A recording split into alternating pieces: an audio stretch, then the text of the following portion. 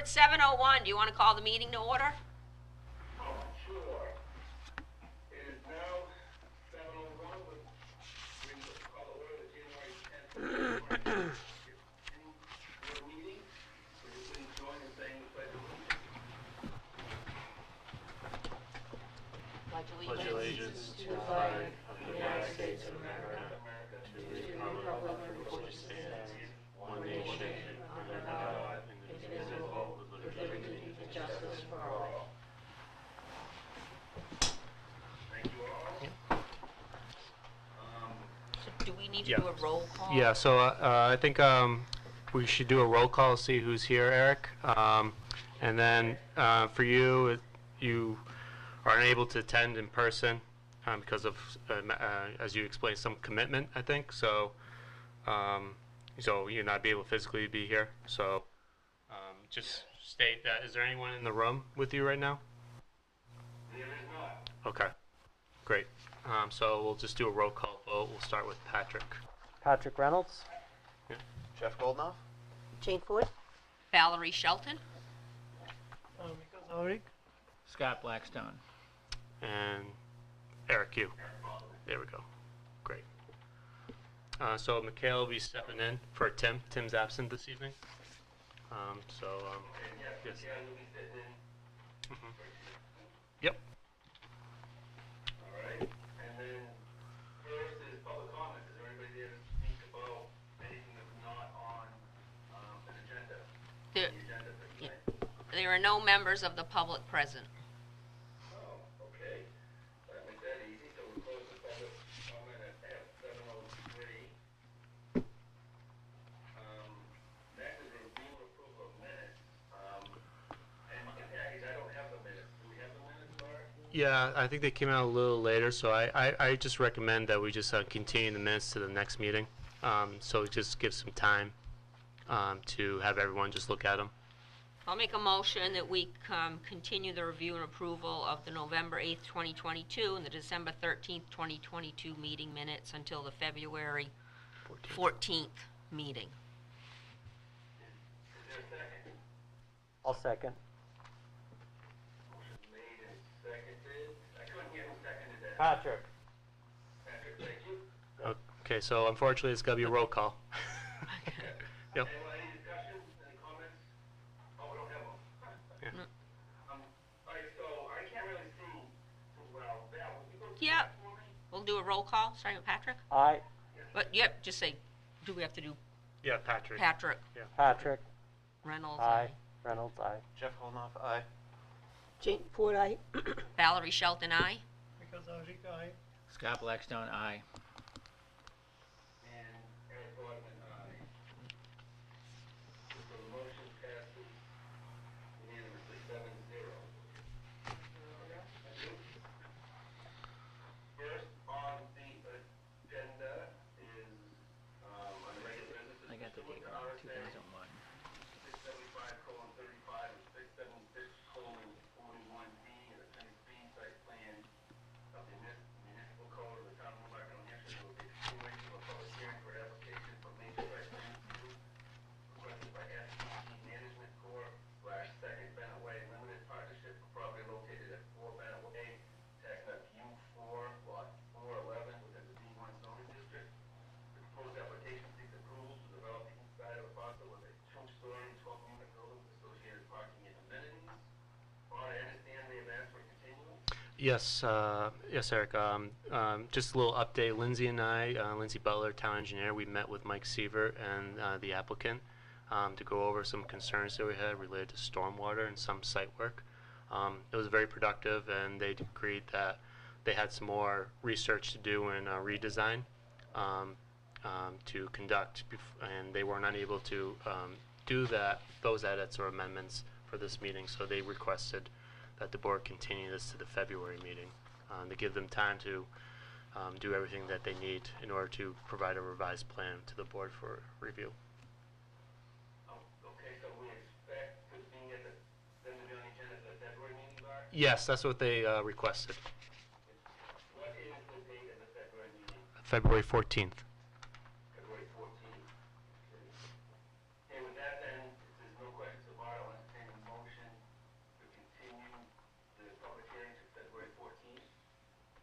So moved. Valerie Shelton? Motion made by Val. Is there a second? Second, Jane Ford. Second by Jane. Thank you. Any discussion?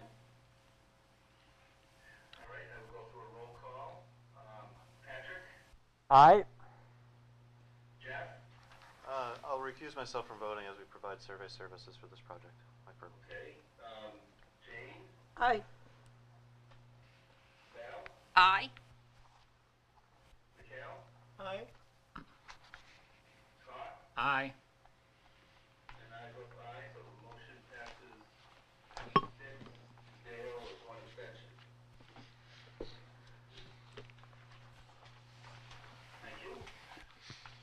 Next up is pursuant to chapter 24-1, zoning ordinance amendment procedures of the municipal code of the town of Newmarket, New Hampshire, there shall be continuation of a public hearing to propose amendments to chapter 32-5, non-conforming, 32-9, special use permits, 32-11, definitions, 32-155, wetland protection overlay district, and 32-234, such requirements of the municipal town code of Newmarket, New Hampshire, that seek to expand use accessory dwellings or take any other action relative thereto.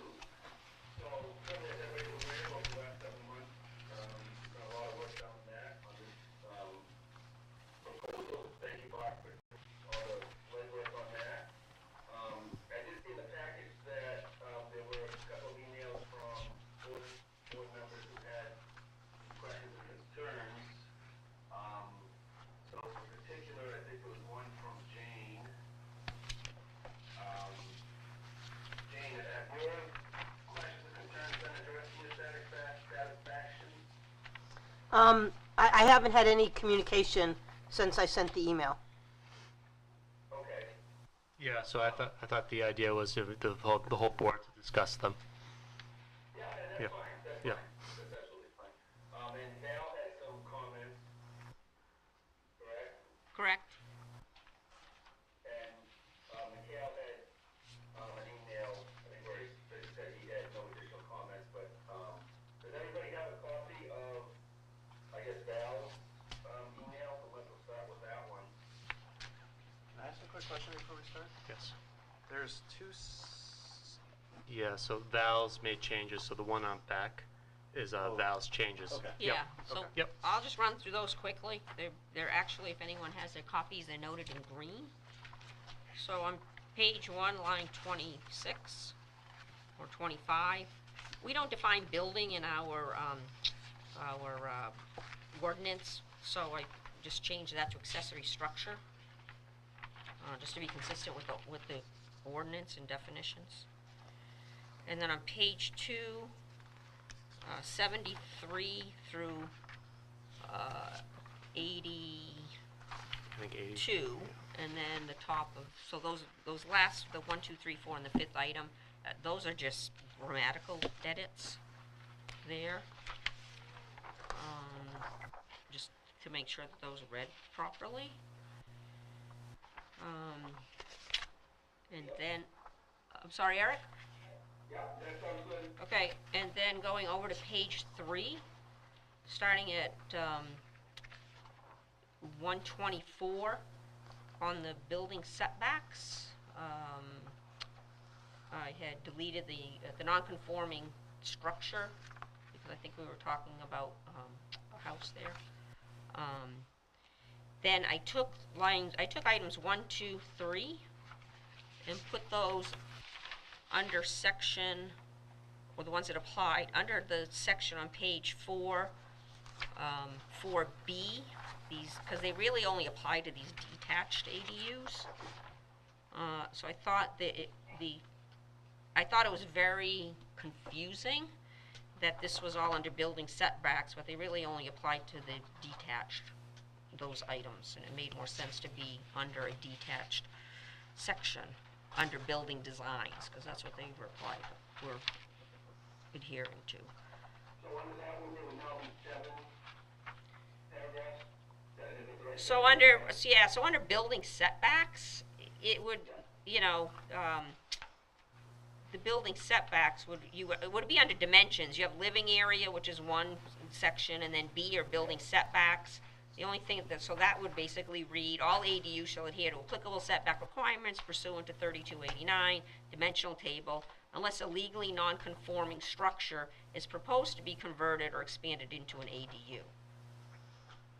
Because Okay. then that would be consistent with if the non-conforming structure is the primary residence. Yep. Okay. Or it is accessory. Could be either or. Then I just labeled them. Under page 4, line 73, I just changed that to match what was written in regards to these, the fire escapes. So it'd be the same for both the attached or the detached. Then as I mentioned, I moved the applicable information under the detached, which would now include item number 2. So now I'm on this line 188. So no detached shall be closer to the front property line than the primary dwelling unit except under the following circumstances. 1 is the principal dwelling unit set back at least 100 feet from the front property line. Accessory building to be used to accommodate the detached shall be no closer than 80 feet from the property line, or the ADU is located within an accessory multi-purpose building such as, but not limited to, garage, barn, carriage house constructed prior to the date. It just made more sense that those were design criterias. Can we pause there for a second, or you want to Sure. go through them all? So, want to go through them all? Go through them all. The end on, under parking, I was proposing, so we have the lot proposing ADU requires a maximum of 2 off-street parking spaces. That just doesn't make sense, a maximum of. You could have the primary unit that has 4 parking spaces now, then that means you don't need any for the ADU. I just don't think that was written properly. My recommendation is that this, it either should be a minimum number, or it should be linked to bedroom count relative to the combined usage, or do we just make that determination by the zoning administrator?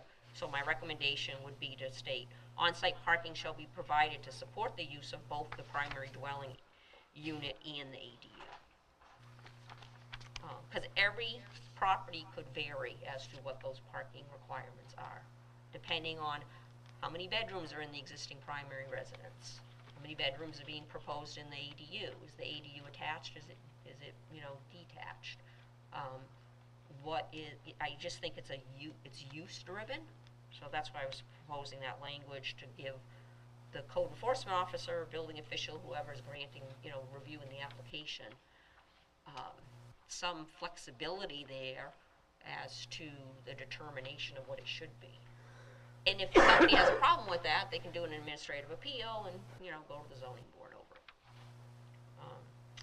And then I just want. I think we talked about this before. Can you repeat, Eric? Do you remember what your thoughts were relative to the 2 outside parking spaces, or the 2 outside spaces? It seems like we talked about this before.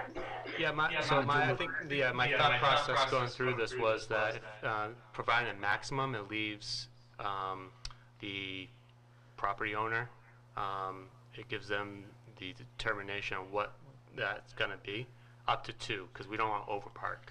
You don't want to provide too much spaces on there, because at the same time we want to reduce impervious surface as well. So that was the idea, to give them let the property owner make that determination, but not to allow for overparking. So I think what you meant to say in that light is a lot proposing an ADU requires a maximum of 2 off-street parking spaces for the ADU.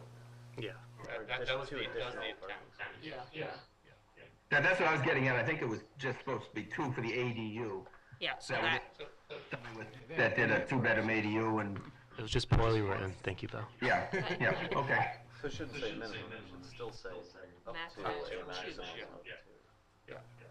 But for the ADU. Yeah. Correct. Yeah, and I'm just bringing this to light, and whichever way we want to go on it. It's very valid. Then the last comment was under line 219, we're using native. I think that it would be correct to say non-invasive. There's very few native plants that are used in landscaping. I know like in our shoreline regs and things, or if you look at the state stuff, they talk about the non-invasive. Yep.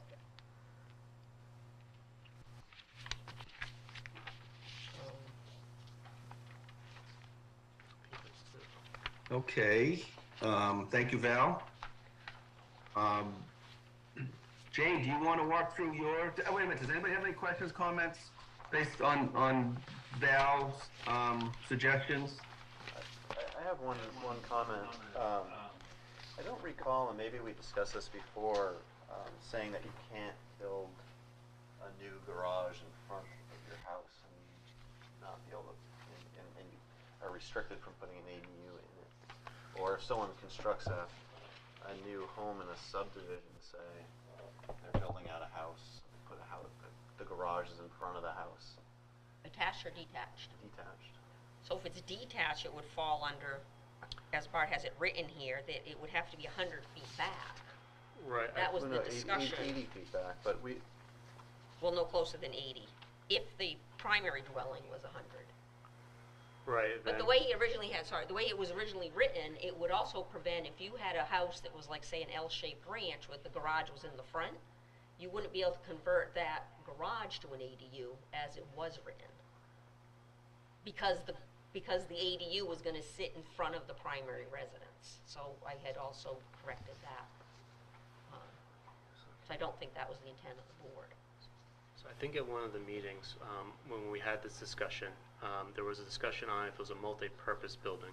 So for instance, if it was a garage and then an ADU on top, it wouldn't fall under that 80-foot provision. It could be as close as the setback allows.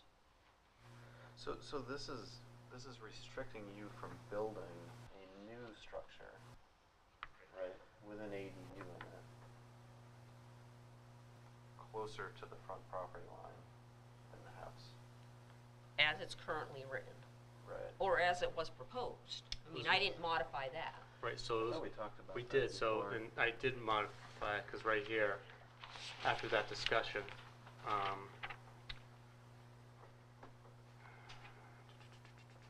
me find mine one second. Yeah, so the ADU is permitted to be closer to the front property line than the primary dwelling unit, provided that the ADU is located within an accessory multi-purpose building such as but not limited to a garage, barn, or carriage house. Right. So for instance, it has to have some other utility. Right, constructed prior to 2023, though. Right. Well, that was for pre-existing. That It was could be added. located. Right. So So you can't build a new one, no. So under what's proposed right now, it's not Val's, but it's line 136. You go to the front ordinance. Yep.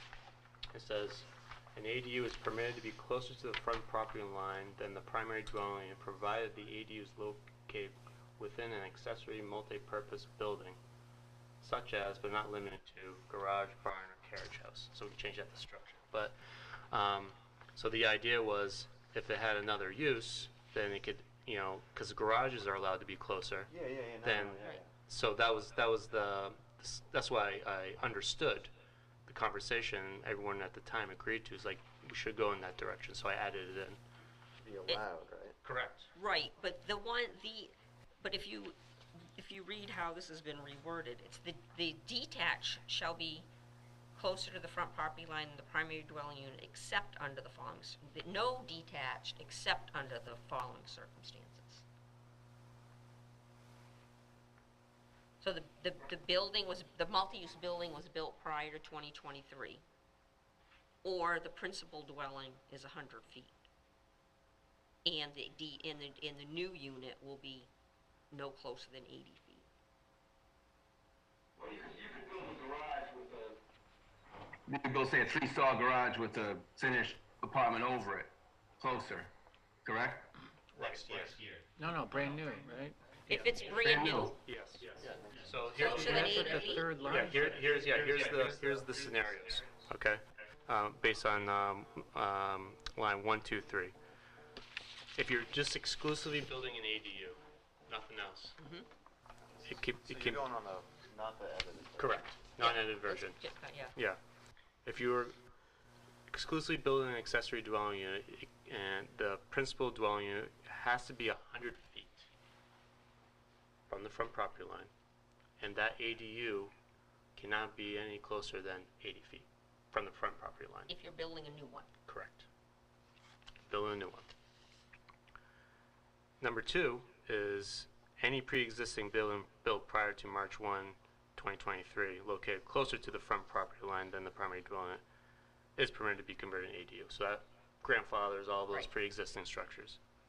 And then the third alternative is if you are building an ADU within a garage that's detached, or it could be attached to, it can be closer than the primary dwelling unit. Right, so number one is if you're building a brand new ADU and it's just an ADU, Yep. it has to be back. Correct. But if you're building a structure which contains an ADU, brand new, you can build that on the property line. Or Well, whatever the setback. Whatever the setback. Setback, yeah, if it has a garage. Yeah. If or it's multi-use. multi-use. Right. Correct. So I think that addresses your question. I was focusing on, because they're different. Right, so that Yeah, was, so that was- Yeah. that was, Yeah. This was, this version up front in the packet is the version that I recall. So I think, so then the idea would be to move all three of those to, to under design. right. Yeah, that's fine with me if they Yeah. move. I Yep. just noticed the difference and Okay. it seemed.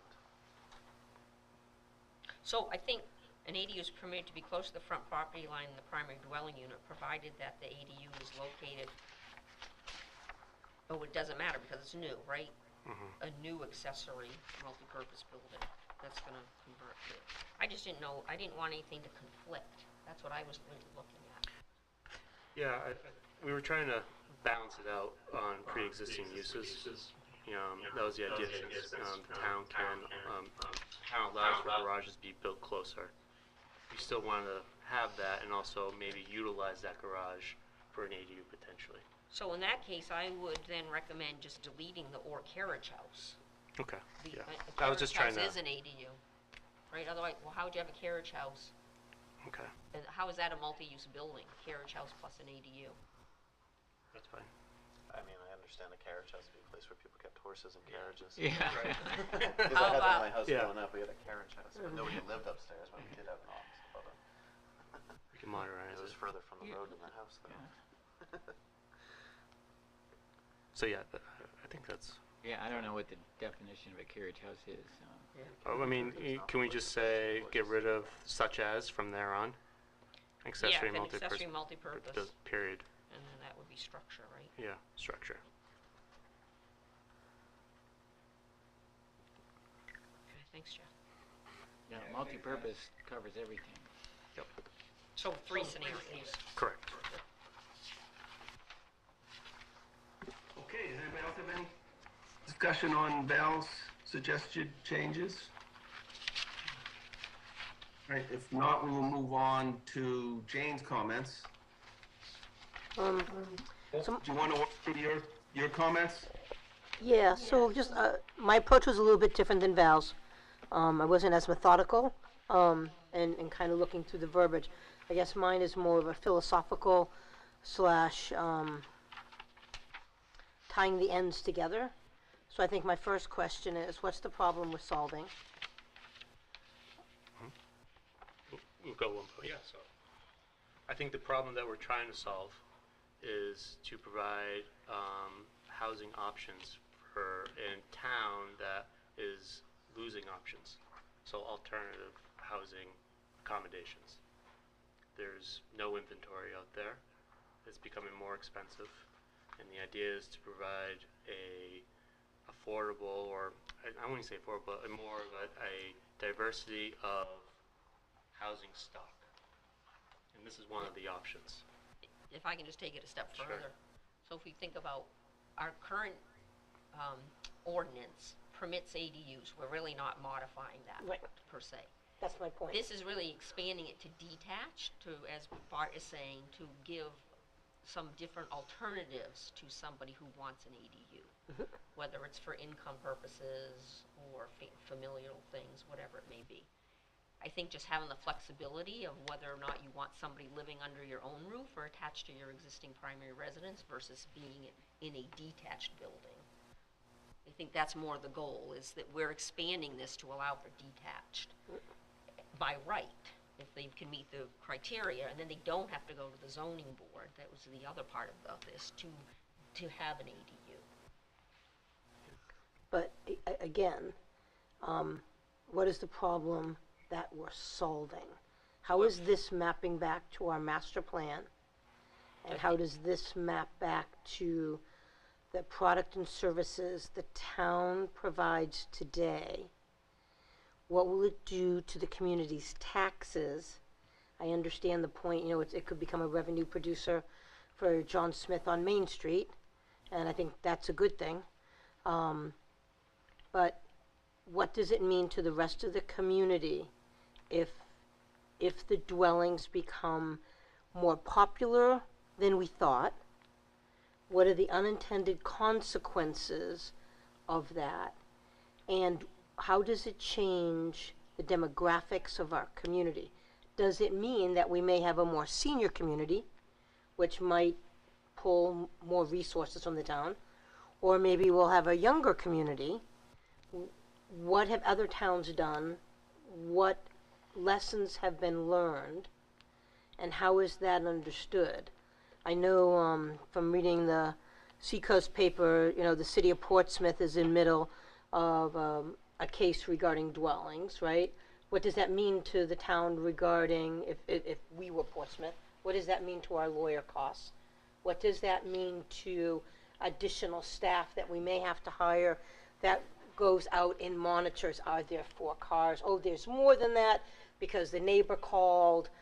What does that mean if I have a police officer going and doing that and can't be at a critical situation? Does that mean we have to hire more police officers? Good, bad, or indifferent? Are these the types of things that we're looking at? What does it mean to the fire department and some of the demand sets on that? Have we spoken to Rick Mulaski? What does this mean to roads? If we'll have more cars sit on the side of the road? And what happens when we have a big storm? Where are all those cars going to go for off-street parking? What does it mean to the traffic flow to Main Street? I don't always want to be perceived as like, oh, here we go, she's complaining again. I just want to make sure that we're clearly identifying issues and concerns that may or may not affect the community as a whole. I mean, I think one of the things I read was, and I may have read it wrong, so help me with this. We want neighborly fencing. Well, what's the legal definition of that? Yeah, neighbor, friendly neighborly fencing. What's the legal definition of that? Are we going to become the fencing monitors now? I mean, what happens when these trees die? And I think a perfect example of that is the industrial park when we all come, say, from Exeter, and we look over, and I mean, he planted trees, he did, but no one maintained them, no one replaced them, and gosh, that's not very pretty down there when you look down there. I'm not saying it's bad or indifferent, but for me personally, that's what I look at when I'm driving into my hometown. One of the best parts of we were all excited about with the golf course, how great that was. You know, when you pull into town, you see green, you see a nice golf course, and that's great. I just want to make sure that everyone's thinking of this on a higher level and thinking of it on what's right for the community. One of the other questions I had, unless I read the document wrong, was does this also see trailer park homes as like a condo separate, or will they also have the right to build dwellings as well? I just want to make sure I understood that, or is it just strictly single family homes with so much acreage and but when I read the document, it led me to believe trailer parks were included in that, unless I read it wrong. And again, I'm happy to be. Definitely read that wrong. Okay, good. Yeah. I mean, if you look at Chapel Street, there was an old barn. We turned it into it. We allowed it to be turned into a 2-story dwelling, where we've kind of created parking for them by just drawing every square inch of ground and saying you can park there, right?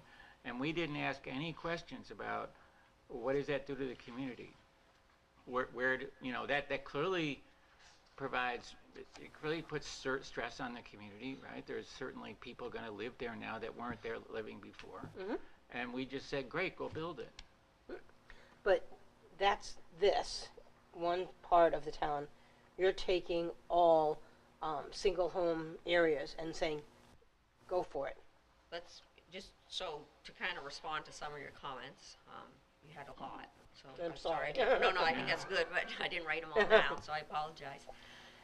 So, by statute, we are required to have an ADU, to permit ADUs. Exactly. Okay. The question becomes, and I think the purpose of how we started this was, do we want to allow detached ADUs Right. in Newmarket? Okay. To answer your question as to what are the unintended consequences or what is the need, you know, there's clearly a housing shortage in the seacoast. There's very much a housing shortage in every community in the seacoast. You can go on to Realtor.com and see the lack of any homes that are available on the market. Under the statute, they clearly define why they're promoting ADUs in the state of New Hampshire.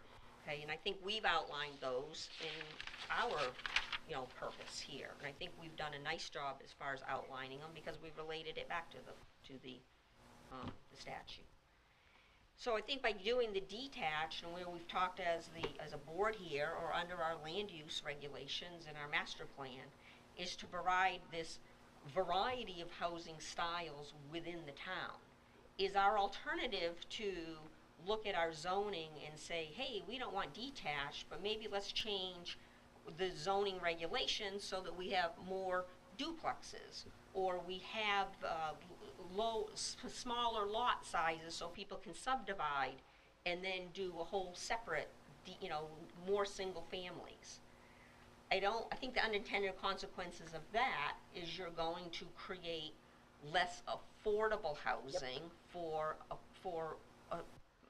particularly service-oriented people or young families or whatever, or our aging population who maybe want their kid to take over the primary residence, and they, as in our purpose, right, that they want to remain on the site as a family entity. So I think that that the proposals that we're setting forth do play into what our master plan is. Certainly, obviously, the statute is looking at it from that perspective. Are there unintended consequences? Well, I think, no, there's going to be intended consequences. You know, the more housing you have, regardless of how we get it, whether it's we're approving an apartment building, you know, we're permitted, or multi-use, or people are subdividing their land, or we're doing open space developments, more people, more traffic. That is what it is. And we're not going to get around that because we're not going to stop development in the community. I think it's more of how we are as a board here, or, you know, as a governing board, wanting to see Newmarket's development move forward. I think there's also some of the benefits of some of the proposed changes is that it doesn't put the burden on the property taxpayer landowner to have to go through another board to be able to do something that is statutorily a right. So I think that there is less resources that may be involved as far as staffing level to have to deal with those, you know, within the planning zoning department. So what I do know is the city of Portsmouth, They just passed their new ones. They Yep, just adopted it. Yep, they did, yep. And they've only had, I think it was 30 dwellings installed. However, they don't have a whole lot of land. We do, But in comparison. yeah. So, okay, colleague of mine, planning board, city of Portsmouth, we actually had lunch today. We started talking about this. The biggest issue in the city of Portsmouth is the cost to permit an ADU. Right. The cost to permit an ADU in the city of Portsmouth can be anywhere between $10,000 and $20,000. Because in order to get before that application, before the board, you're typically dealing with an architect, a site plan, and an attorney. Yep. I think that is contrary, I think, to the intent of the statute. I agree. I'm not disagreeing. I think what my concern is that they have 30 and it costs $10,000 to $20,000 to do it, but they still had 30 and they still had not an abundance of land. I think we have a little more land than they do. We don't have any costs associated as similar to like they have in Portsmouth. I just want to make sure that we're opening the can. Do you want to open the can slowly, or do you open the can? Do you want to see how well it's received, see how well we can manage it, see how well it works, and then, okay, open it a little bit more, a little bit more. Okay, now the can's wide open. We have a full understanding of what that is. I don't know. Can I interject something here that I think is relevant? Yeah. Can you guys hear me? Yes, Eric. Okay, so Jane, I absolutely understand your concerns. One of the things that I think is different to understand about Portsmouth and Newmarket is that Portsmouth is steward. Majority of the properties that this is going to affect in Newmarket are on septic systems. And the septic systems themselves are going to be a governor to reduce the amount of ADUs because with the state regulations, designing septic systems and number of bedrooms, there's going to be a lot of lots that are single-family homes that can't do an ADU when they actually look at their septic system, existing septic systems. So I think that is going to damp down, significantly reduce the number of properties that, even though they'll be eligible, will actually be able to do it. So knowing that, that makes me comfortable that, which I think your concern is that this is going to potentially overwhelm the town. I don't see that because I see the septic issue as a kind of a self-governing regulator that's going to stop a lot of ADUs. For good or bad, I mean, it is what it is. That's just what's going to happen. I'll just expand on that, Eric. Even those who are not on septic, if you're dealing with those small lot size, the language that we've included in here relative to stormwater, or because of impacts of impervious, I think is far better than what we have in the existing ordinance, because we don't have that now. Yeah, and I agree. But I also think that, to Jane's point, it's generally not a bad idea to incrementally start things and see how it goes, but I see no way of doing this other than just, approving the ADU process and seeing how it goes. And if later on it turns out to be a problem, there's nothing that will prevent the town from revisiting it and making appropriate changes if necessary. Well, just to be clear, it was originally written as 2 ADUs.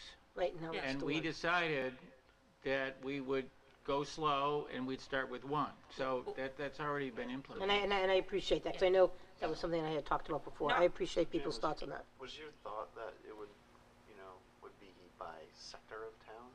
When you say can't. limit, I'm just Yeah. curious. Yeah. You can't By under the zone. statute. You can't because, exactly, No, because if it's single, you do it, they're- yeah. Yeah. You can by zone, and then outside the zone, You it would be can't. subject to the state statute, wouldn't it? Well, the state statute is all everything. single-family.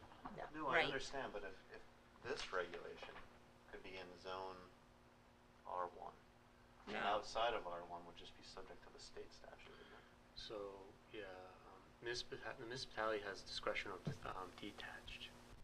Attached falls under the RSA.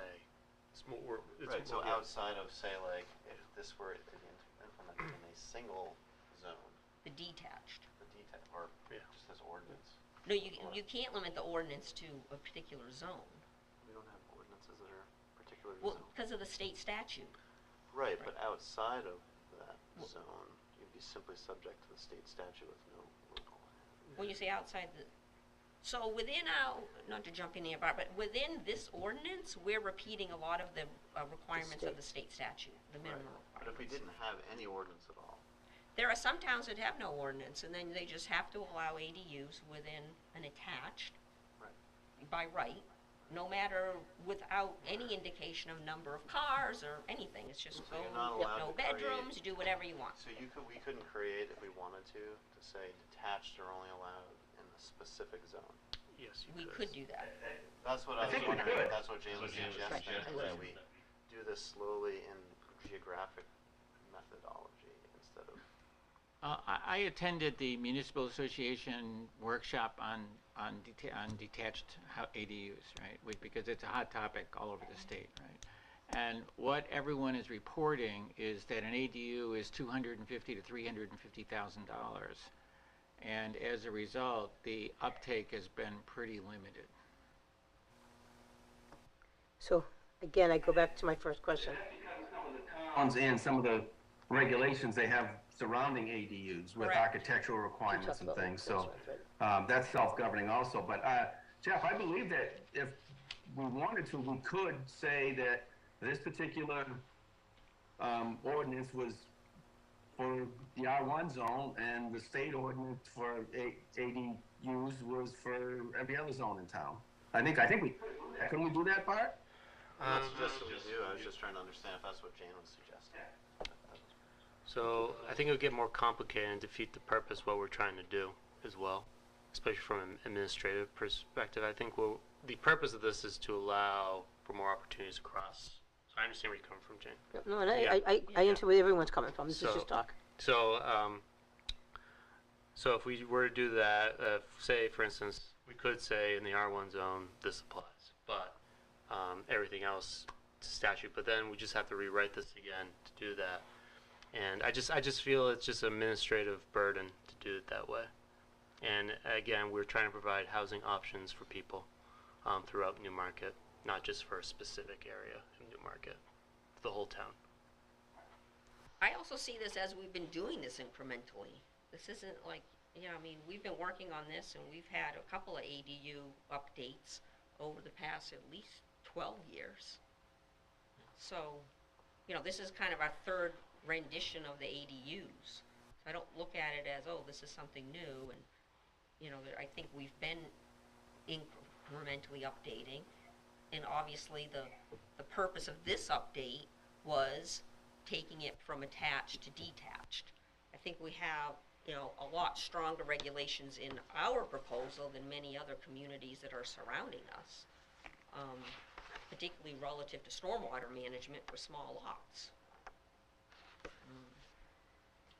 Yeah. You mentioned previously, but what's how many do we have right now?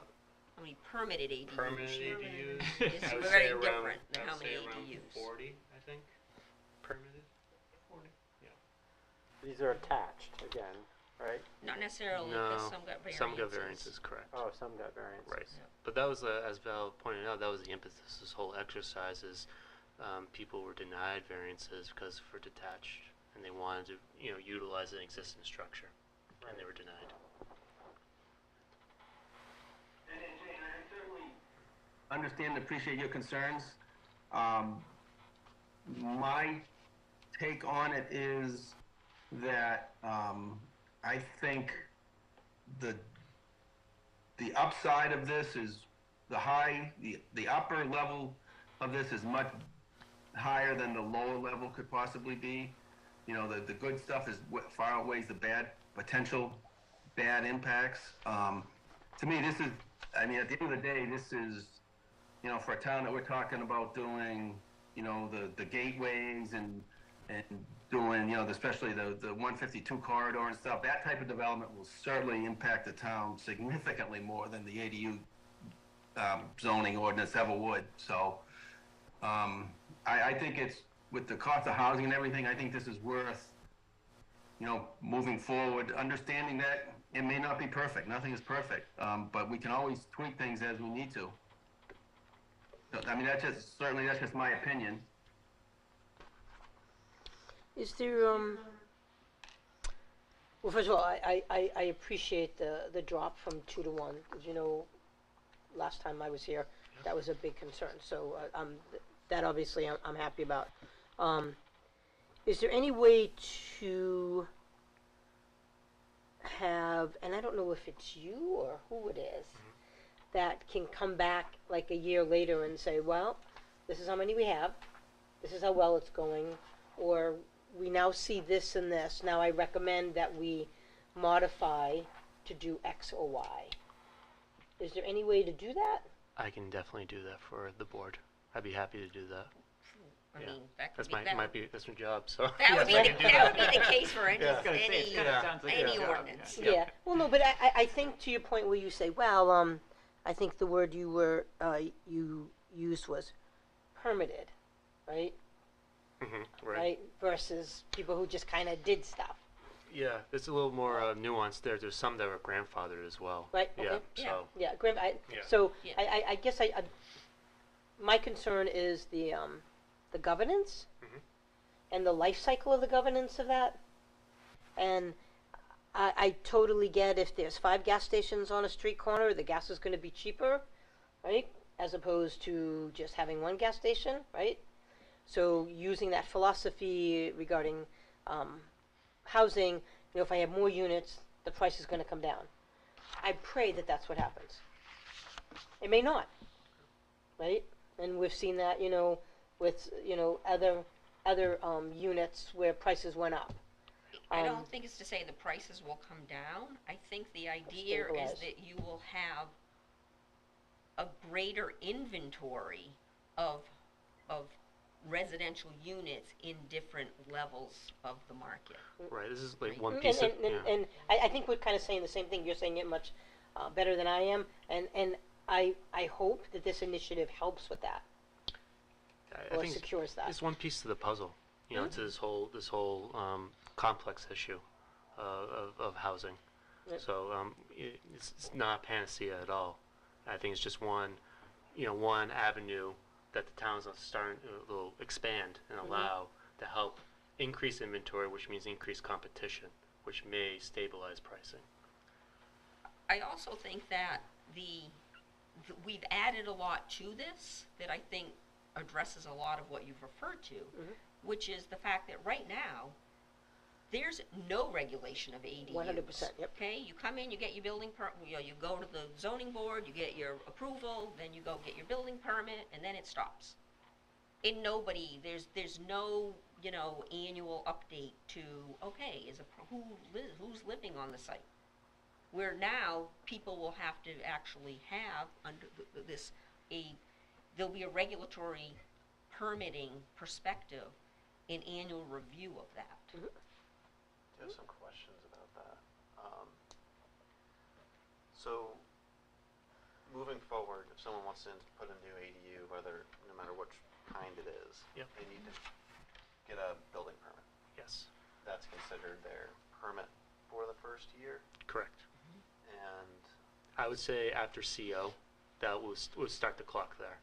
So after they get their certificate of occupancy, that's when theoretically someone's going to move in. In filing their notice. Yeah. That it's deed restricted. Right. so for that first year, we're kind of like, we trust that you're someone that you signed a piece of paper said someone that owns it lives here. 6 months after they get the permit and their clock has started ticking, they find a renter who signs a 12-month lease. Their permit is up in 6 months, so that's halfway through that lease. They come in at their 12-month renewal, or they don't come in at their 12-month renewal. Let's say they just don't even come in at all. And so now we have a regulatory conundrum of sorts, right? So all of a sudden it's no longer permitted because they haven't recertified after 12 months. They're halfway through a lease. You tell them that you can't have that ADU anymore. You'll get a cease and desist. You get a cease and desist. So then you have a renter in the ADU. That's a civil matter between the landlord and the tenant. And the town can't be dragged into that. It's a question. I don't know if that's not a statement. Well, the idea of it still being used as an ADU at that point in time. And like the landowner's absent, he's- not on property, they've moved to Florida, they're Oh, just and renting. that- yeah, there's well- all sorts of. Then you'll have a cease and yeah, desist. that- That's that- the yeah, whole purpose right. of it, Then that we we don't have remove, now. Yeah, we would remove the permit. And so we remove the permit. Yep. Yep. And then, It's a zoning violation at that point, and we go through that proper procedure. but so the people living in the ADU are essentially kicked out? I mean, that's my No. question, does that come I don't back think we on have the town eviction at all? powers at all, but we have, Right. we're not going after them, we're going after the property owner. Right, so, So theoretically, they could still live there as we're the town's taking action on the property owner. And then we just follow the RSAs from there. That's all we can do. and then, so, it can't come, my concern is that it comes back to the town in some way, shape, or form. Like the landowner just fights it in court for 5-10 years or whatever with the person, and then someone just lives in the ADU for 5 or 10 years and they rent out the other place. Because there is a case right now with the Superior Court for But that's that. what can happen today, and there's no oversight by the town. Right. You go in and your exact thing that you know, your exact process that, you know, you laid out, yeah, it happens, they get their occupancy permit, and then it's, whatever happens to that property. Now you got the landlord that's he's renting a duplex. So now we right? have And the town never knows that, unless a neighbor complains. So there'll be an enforcement mechanism now in place under this ordinance. So the town can take action. How does that, I mean, I don't know if it's right, if I should waste time asking the question, how does that work? So the town issues a cease and desist that's like served by someone to, It says building inspector goes out, mails a certified mail, notice of violation, states out the corrective action within a certain amount of time. If that hasn't happened, then it would be filed in district court. by the town By against the town, the owner? yes. So that there could be, yeah, okay. But it'd be no different than any zoning violation. I mean, I could think of a health Right. inspector too, failing septic, same thing. Yeah. You know, any zoning violation, that's the course that would be taken.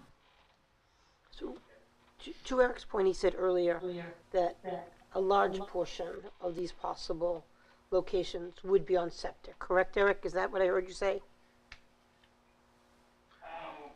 Yeah, I mean, well, most of the town is not on septic.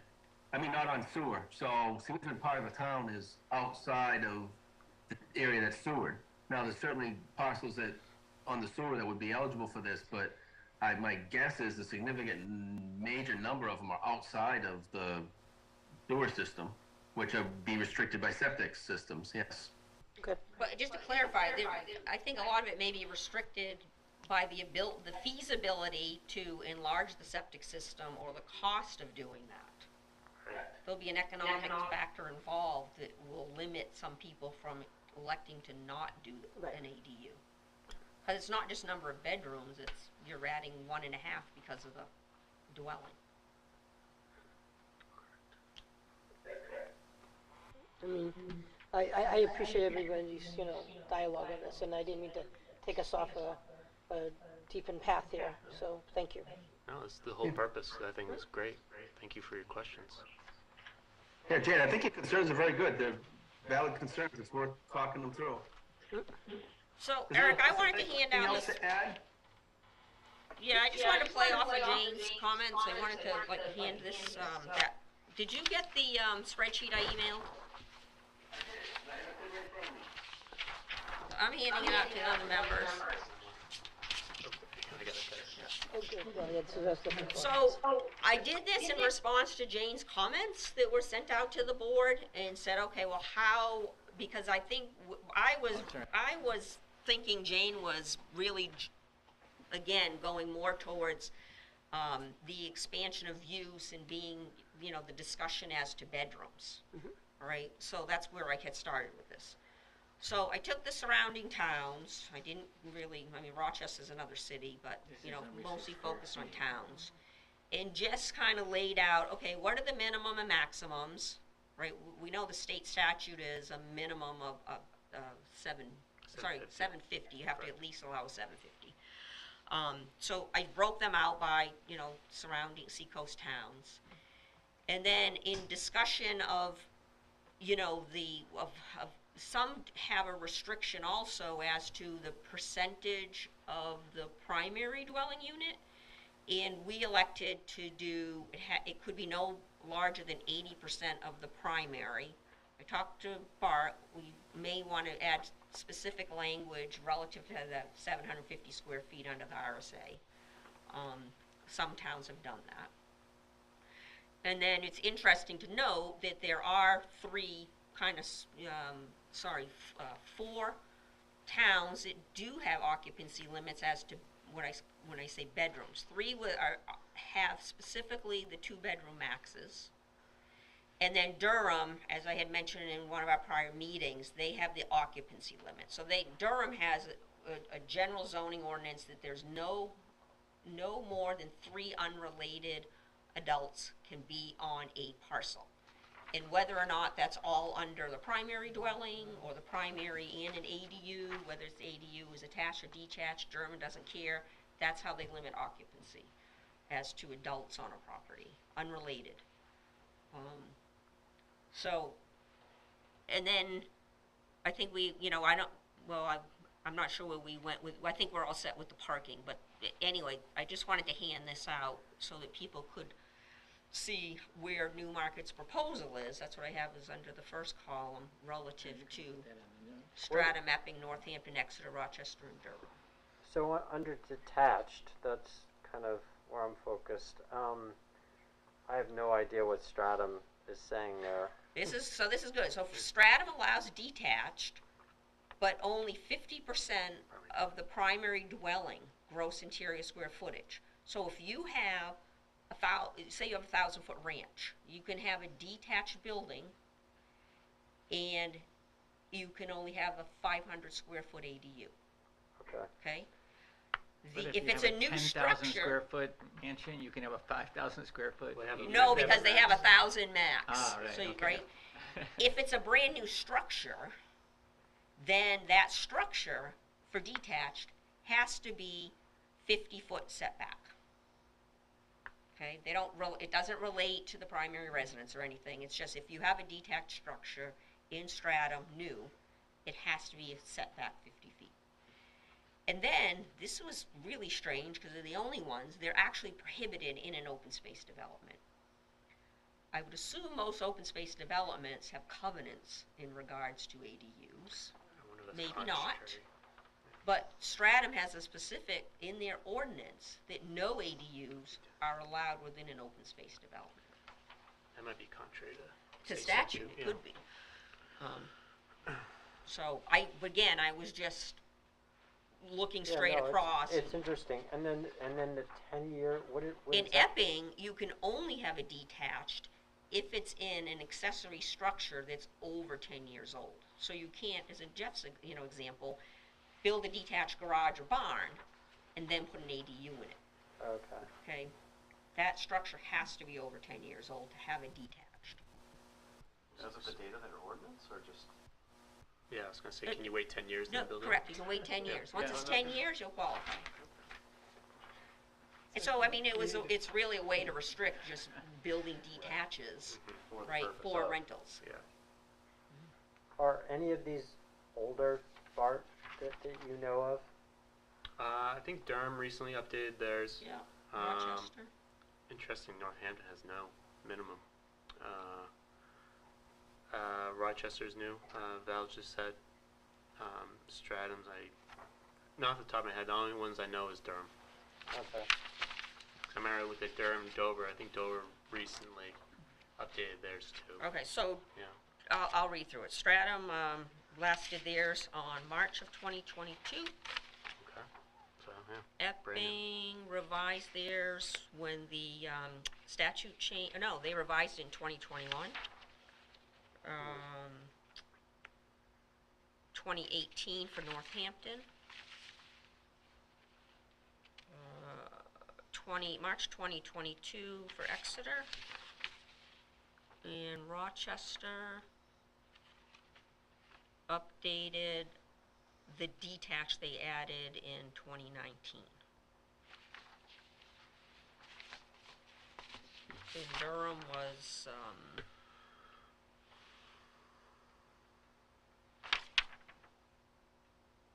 Durham updated 2017, that was the RSA, right? I thought they were earlier. When was the last RSA change? 17. 17. There's been no changes since then. Mistake.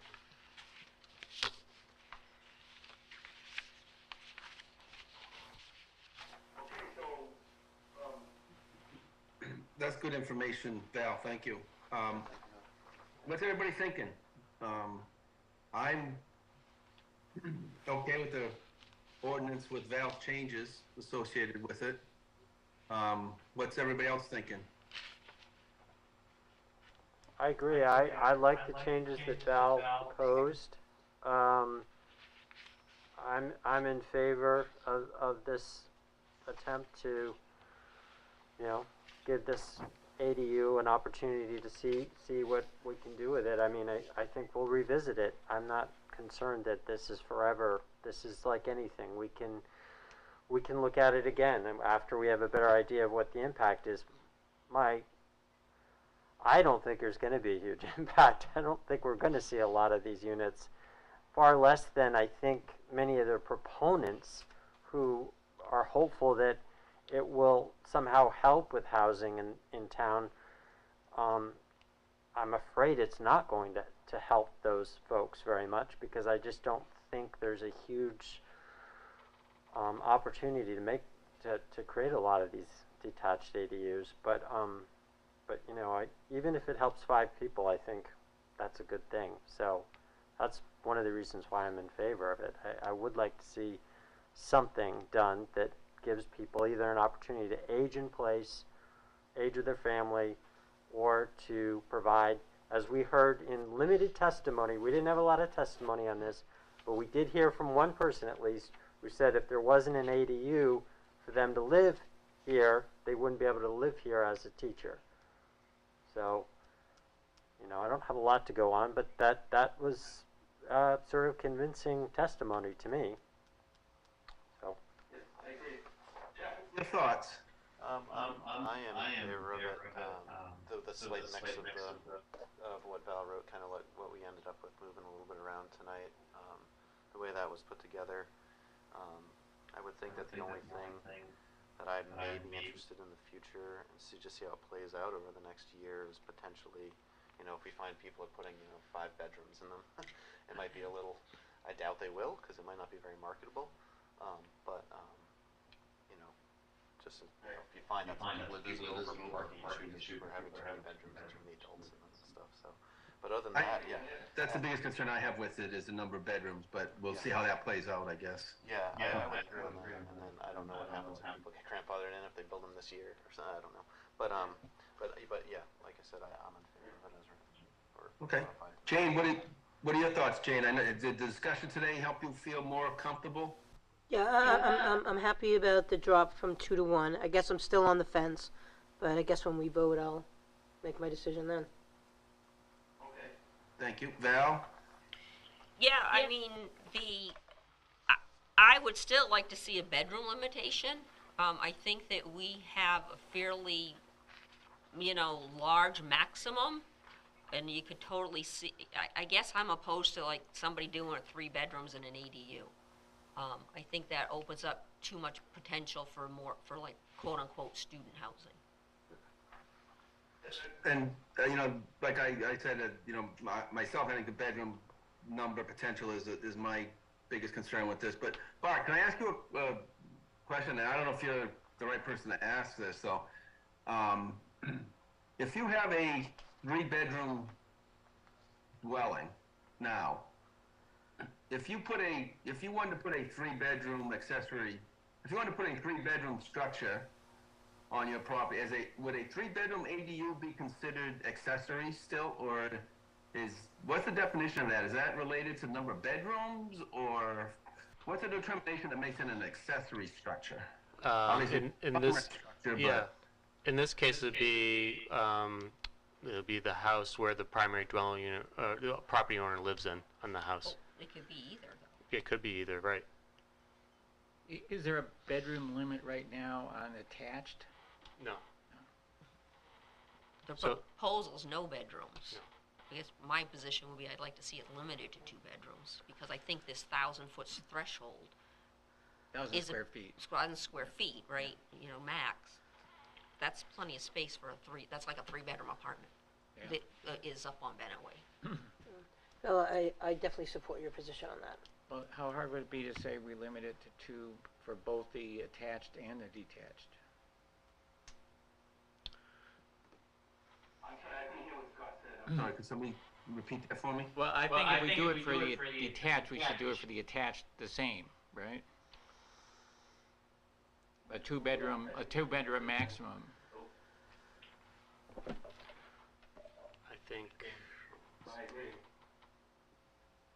So Bart, so if I have an existing 4-bedroom house and I build a 2-bedroom ADU, 1,000 square feet. Yep. And Penny and I decided to move into that, and that becomes a primary residence, so the original residence then becomes the accessory dwelling No, unit? no, that No. remains the primary dwelling unit, you're just renting that out. And Yeah. then the ADU is where the owner lives. That's what I thought, but that's not what I thought you just said. I thought you said. No, yeah, I misspoke. So, I think the best answer, Eric, is you can only do an accessory if there's a primary existing. That's why it makes it accessory. Yeah. So regardless of whatever so the existing dwelling is the primary dwelling unit in perpetuity. Whether or not the owner's living in that or not. Because when you look at your tax card, what you'll have is your primary dwelling will be on the tax card. If you're doing an accessory apartment, that will be noted on the tax card. If it's detached, it'll actually have a second card with your, for that detached building. But you can't have accessory without having a primary, but you can't switch which one's primary. And it doesn't matter because, as Bart was just mentioning, under the statute, the property owner can live in either one, either dwelling. Right. But Okay. the primary will always be what's existing, Say build it bigger. Yeah, the building was built. No, it doesn't matter. You can build. You could build You could have accessory dwelling unit larger than your house. Because Well, your that'd house be is only 80%. unless your 80%. house, but you're allowed 750 by right. Correct. Right. So if you have So- a So if you have 500 square, 500 square foot house. you Yes, could build that's correct. a 700. yeah. That's right. And that still would be accessory. It still would be. Yeah. Yeah. Yeah, because the primary resident has to exist before you can have something can't that's switch. accessory. No, You can't. you have to demo it. That's the only way. So you demo the primary, you build Or the. expand the primary. Yeah. Add a- Yeah. I don't think we have many micro houses Yeah. here. There's a couple. Right, Yeah. okay. I know of one up by Neal Mill Road Yeah. there. I know you had sent an email saying you're good, you're still good with what we're proposing? Yeah, I think I'm excited about the regulation. I think that what Patrick mentioned, and I didn't think about that social aspect of it. I was thinking more about the environmental aspect. I mean, trying to do is we're increasing density. We're not using open space that's not developed. We're not trying not to expand our town, save some open space. So I think that's for me is exciting, and I am in support of this regulation. Yeah, great, thank you. And Scott? Yeah, I'm in favor of it. All right, so I guess moving forward, there's two ways to do this, and it's up to you to decide. So I could entertain a motion to approve this subject to the changes that Val enumerated. Eric, can we, Bart? yeah. Oh. Eric, can we first circle back so we have a definitive answer on bedroom limitation? Well, okay. I mean, from what I had heard before, I thought, even though I'm not a fan of it, that we're not going to have a bedroom limitation count. I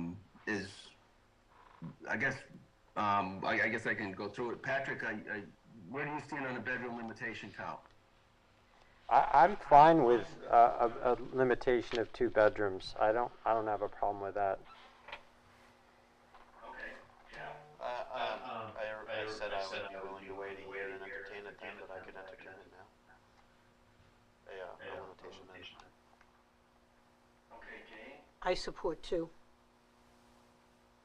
Val, Yeah, 2. Mikhail, I don't really have an opinion about it. I think, Thank you. Scott? I'm happy to support 2. Okay. So basically, straw poll, Val, is the majority of the board would support 2. So again, I'll circle back.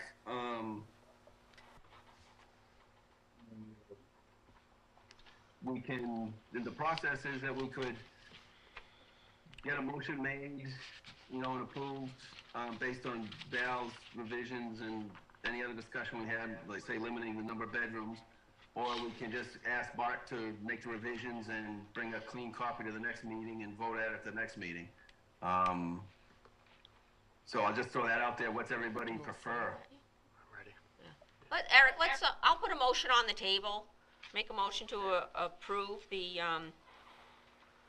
proposed amendments. Yeah? Just one sec. Sure. There's still nobody there in the public to speak to this, Oh, right? correct. Do you want to open it up and then close it? Yeah, yes.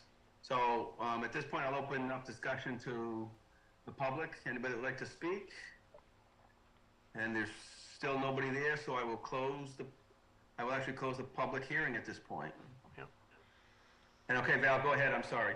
So I will make a motion to adopt, or to recommend to the town council to adopt the amended accessory dwelling unit ordinance as proposed and modified by Valerie Shelton's recommended edits, as amended by Jeff's comments in regards to the detached accessory dwelling units, and the addition that under the standards, E2, that number 3 be added, that there'll be a 2-bedroom limitation. Does that cover everything? Okay, motion made by Val, is there a second? Second? Is that Jane? Yes. Okay, any discussion? All right, I will do a roll call. If you're in favor of approving the motion, say aye. If you're opposed, say nay, please. Yeah, we should do it one by one, Eric. Yes, Patrick. Aye. Jeff. Aye. Jane. Aye. Val. Aye. Mikhail. Aye. Scott. Aye. And Eric, I vote aye also, so the motion passes 7-0. I would like to thank Bart and all the members here of the board. It was a lot of work everybody's done on this, especially Bart, and I think it's going to be very helpful to the town. Really appreciate it. Yeah, and I'd just like to thank the board, and great job. I think this is well thought of and well deliberated, and I was very happy to go through this process with you all. So thank you for your thoughtful comments and making this a more perfect document for the town. Thank you. All right, next on the agenda is pursuant to Chapter 24.1 Zoning Ordinance Amendment Procedures of the Municipal Code of the Town of Newmarket, New Hampshire. The planning board shall review draft language proposed by the Newmarket Town Council to amend Chapter 32-161 Historic Overlay District of the Municipal Town Code of Newmarket, New Hampshire, that seek to add architectural design requirements within the Historic Overlay District or take any other action relative thereto. My understanding is that there is a letter from the town manager, Steve Fournier, in our packages, which outlines the changes that are proposed. So at this point, I'll just open it up for discussion. What do people think? Can we, maybe Bart can clarify this, or Scott? Sure. You want to go first, Scott? Yeah. Just clarification on this. I will clarify. In the last meeting, Oh, I just have a clarification on the proposed language. right, the proposed language has to be modified, Okay. which is what I was going to say. All right. So, in the last meeting, which I think several people were not here, so I'll go back. We've discussed it before, but I'll just quickly summarize. A number of people have come to here and to the town council to talk about preserving historic downtown. And there are proposals that range from like this one sentence to creating a 50-page document, right? And finding consensus on that is really difficult. But there is a loophole in our current zoning which this hopes to close. And that loophole is that if you buy a building downtown and you're going to use it for the same use that it currently has, you can basically do anything you want because it doesn't go before zoning, it doesn't go to the zoning board, it doesn't go before the planning board, The only restrictions on it are like fire safety and things like that. So people are concerned that, you know, you could buy Johnny Boston's and turn it into a McDonald's. And maybe even rip the building down and put up golden arches or whatever, right? But it's you can't, we can't put any restrictions on that, right? And so the idea is, if you were doing anything else, if you were changing the use, if you were doing things like that, then you'd have to come before the planning board, and then we'd moderate your design so that you're not doing something wild and crazy, okay? So the idea here is we're to create an ordinance which says downtown, if you're going to do something, it has to be in concert with the surrounding community, with the surrounding buildings, okay? Now, I originally I wrote this as a proposal to the town council to create an ordinance. And the town manager sent it to the town attorney, and the town attorney made 2 comments. One is that this really has to be done by the planning board, not by town council. But the other thing is, I wrote it as historic district, and there is no historic district in Newmarket. And so what we have is a historic overlay district. And so originally, the lawyer suggested, I think with Steve agreeing, that we should, rather than write it as historic overlay district, we should create a historic district. But if we create a historic district, then we have to either create a historic district commission, or the planning board has to assume the responsibility of the planning board, historic district commission, right? But my understanding now is that we're just going to rewrite this statement as the historic overlay district, which is just kind of a, you know, the downtown area. So my question is, as you have this written, and you can add the historic overlay district, it shall be architecturally compatible with either this existing historic overlay district structure. Do you mean, you say this, do you mean the? This has been modified by lawyers several times with lots of stuff. So I don't know what this. What is this? What is this? I don't believe this is correct English. Yeah, my understanding is what do you mean by this existing? This was written by the town attorney. And this language here? Yeah. I think the one that's being modified. And that's my understanding is the building is being modified. Okay, so that's what it should state. This existing historic building or the surrounding, and you're saying it should be the historic building? Well, I think it should read, any construction on a new or existing building in the historic district, overlay district, shall be architecturally compatible with either, I would say, is it I would the just subject? say it was subject? just, I mean, it's the applicant, right? it was originally written just to be compatible with the surrounding historic buildings. Yeah. And the lawyer thought, the town attorney thought that we should specifically say consistent with the building itself. Yeah, I just don't think it reads as you're intending it to read, is more my point. Because you're clearly trying to say that if somebody wants to put new siding on an existing building, then it needs to be compatible with the siding that's already on the building or the siding next to it. So we can take, let's say somebody wants to redevelop the building next to the Legion. So I'm going to tear that building down, or 2 of them, and I'm going to build another Legion type building. That's what this is saying. I'm not sure that's the intent of what the people who are looking to preserve the downtown area are looking to do. I don't think it has to be a direct abutting building. I think like the Surrounding. surrounding. So surrounding what's surrounding the district, within the district. That's a good example, the Legion. That wouldn't be considered, I think, by most people a historic building. Yeah, you're right. Right. I think you also. So I think we just say surrounding buildings. That's how I originally wrote it. Yeah. Question relative to that part? Yes.